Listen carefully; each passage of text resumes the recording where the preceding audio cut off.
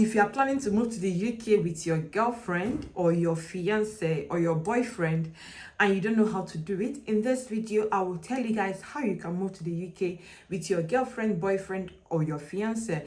Let's say with your partner, with your unmarried partner.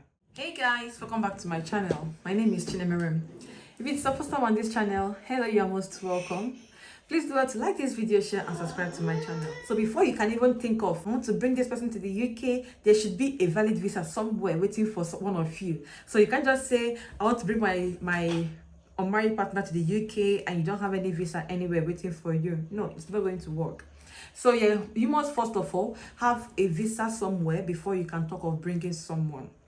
So if you're looking to move to the UK on a study visa, of course, you know I've got you guys covered on this channel. If you're looking to move to the UK on a study visa, do well to check out Premier Academic Consult. They would help you with both your university applications and securing admission, your visa, and in fact bringing you to the UK. So they will start everything with you from scratch until you get to the UK, right? So with Premier Academic Consult, your university admission is guaranteed. Your visa is also guaranteed, so long as you don't have any bad records on your own part. So contact Premier Academic Consult today.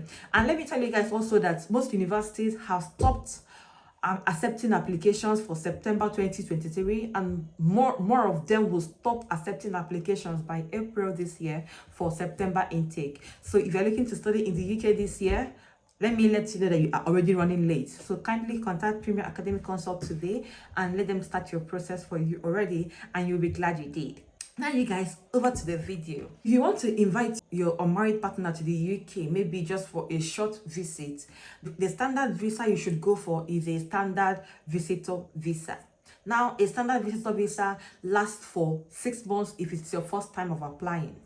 Now, if you go to apply again and apply for 2 years, 5 years, but you can only stay in the UK for only 6 months, go back and then come back. So if you're just looking to bring your partner to the UK for a short period of time, then the visitor visa will be good for you. But for me, I wouldn't really advise you to get a visitor visa, because if this person is someone you look to have something in future with, it shouldn't just be a kind of visa that will be like 6 months. I think it should be a visa that would give the person enough number of years to stay with you or to spend with you. Except you have your reasons anyway, you can bring your dependent or your partner on a visitor visa. Let's forget about the visitor visa and talk about these other ones I will tell you, and how you can bring the person on these visas.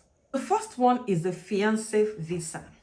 Now, this visa allows you to bring your unmarried partner, maybe your boyfriend, girlfriend, or your fiance, yeah? Someone you are planning to get married to. This visa allows you to bring that person to the UK and get married to the person. So as I bring in the person, your purpose is to get married to the person within 6 months of arrival. So if you want maybe to have your wedding in the UK with your partner or anything like that, this is the visa you should go for. And then within 6 months of getting here, both of you should go and maybe get married or enter into a civil relationship. Then afterwards, the person can now live with you in the UK. For this visa, the applicant must be 18 years old and above. The main partner who is inviting the other partner must be a British or Irish citizen or has a settled status in the UK. He or she must have formally ended his or her previous relationship. Maybe the person was in a relationship before. The person should have ended his or her relationship before bringing you over. You must intend to live with your partner in the UK once you are married. So if you are bringing your partner to the UK on this visa, you must intend to live with the person once you get married. But when the person comes newly, you don't have to be in the same house. You can be staying separately. But after the marriage, you must intend to live together. You have to also meet a minimum income level, a stable accommodation in the UK, and you must meet the English language requirement. After bringing the person over on this fiancé visa, you will now be eligible for a spouse visa. The second visa is a spouse visa. So for the spouse visa, this one is basically your husband, your wife, or your civil partner who you want to invite or bring to the UK. For this visa as well, the person bringing the other partner over must be a British or Irish citizen, or must have a settled status in the UK. You must be married or be in a civil relationship. So this one is not for girlfriend or boyfriend. And you must meet a minimum income level. You must have a suitable accommodation in the UK as well, and you must meet the English language requirements. This spouse visa would normally be granted for 2 years and 9 months for the first time, after which you can extend it for the next 2 years and 6 months. Then after 5 years of continuous stay in the UK, you can now go and apply for your indefinite leave to remain in the UK. The next visa is the Unmarried Partner Visa. From the name, you already know what this one means. For this particular visa, partner bringing the other partner over should be a British citizen, Irish citizen, or would have a settled status in the UK.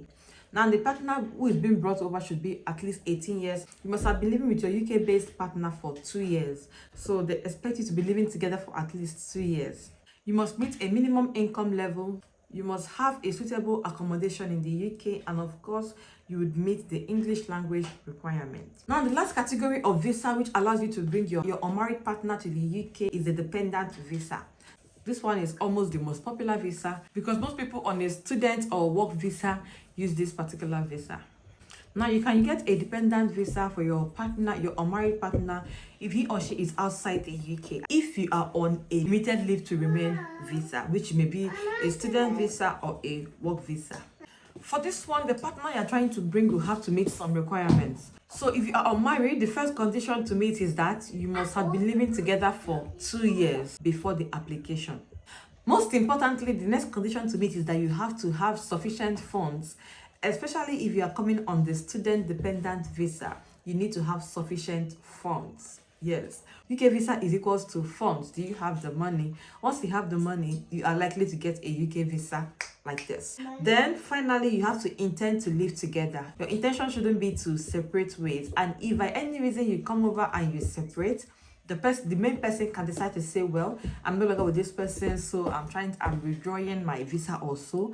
And what that means is that the dependent will have to leave the country as soon as possible. So your first intention should be to live together. For dependent visa, you normally be granted the same amount of time the person on the main visa has.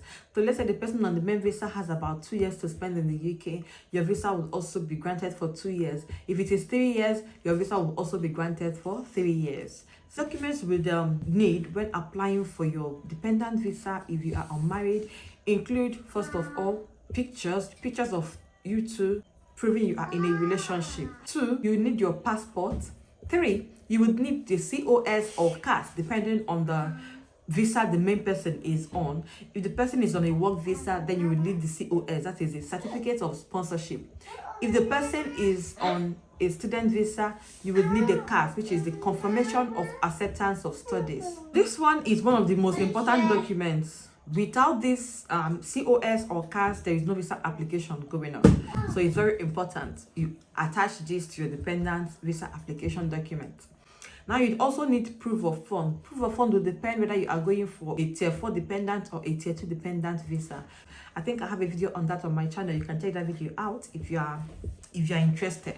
So you need to meet the financial requirements, and like I always say, this is the most important bit of every UK visa application.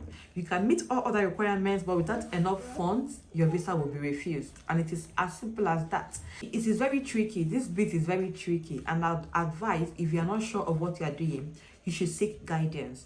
And if for any reason you don't know who to seek guidance, you don't know where to seek guidance, you can consult Premier Academy Consult and they would help you.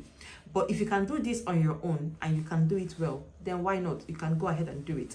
If not, consult them, all right? Then you'd also put your birth certificate just to show you are above 18 years, because for this you have to be above 18 years. You should also have a suitable accommodation. Now, this video is mainly for those who are looking to bring their unmarried partner to the UK. If you are looking to bring your married partner or children to the UK, then I'll make a video on that later on. Leave me a comment in the comment section if you need that video, and I'll bring it on as soon as possible. Other documents you would require when applying for your dependent, your unmarried dependent, could include anything you feel will support your application. It could include your text messages, like your conversation over the years. You could print that out, your text message, WhatsApp message, email, or whatever you use in communicating. You can print that out and put it as part of your documents you will submit. Your English language proficiency will also be necessary. Say your WAEC, IELTS, TOEFL, anyone you've written as a dependent, you would need it because they would need to know that you have met the English language requirement to stay in the UK. So yes, you guys,